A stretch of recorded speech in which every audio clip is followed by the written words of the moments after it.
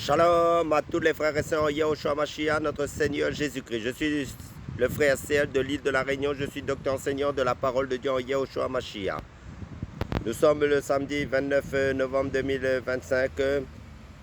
Nous sommes dans le sud de l'île de la Réunion, dans la ville de Saint-Pierre, dans la région dite de la Ravine Blanche.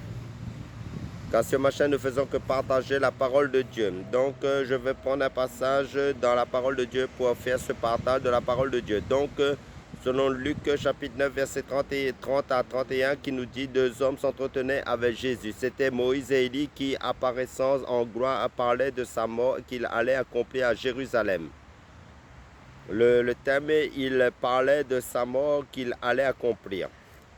Donc l'évangile évoque cet entretien privilégié entre Jésus, Moïse et Élie sur la montagne où Jésus a été transfiguré. Il parle de la mort que le Seigneur devait non pas subir mais accomplir à Jérusalem. C'est pour mourir que Jésus est venu sur la terre pour effacer les péchés de tous ceux qui croiraient en lui et leur donner la vie éternelle. C'est de cette mort accomplie une fois pour toutes que les croyants se souviennent le dimanche et tous les jours de leur vie lors du culte.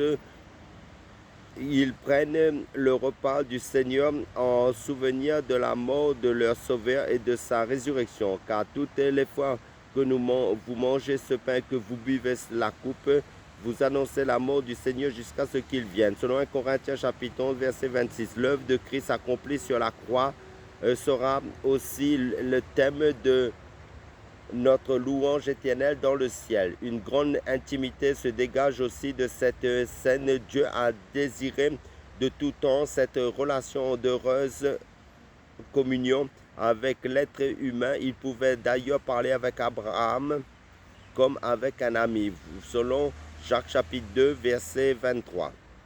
Il désire que nous ayons dès maintenant cette relation avec lui. Nous pouvons la vivre individuellement dans la prière en lui parlant de tout ce qui nous concerne ou encore en méditant la mort de Christ dans l'adoration personnelle. Nous pouvons aussi prier et louer Dieu avec d'autres moyens et goûter ensemble la joie que de nous retrouver dans sa présence, surtout dans sa parole, ce que Dieu dit dans sa parole.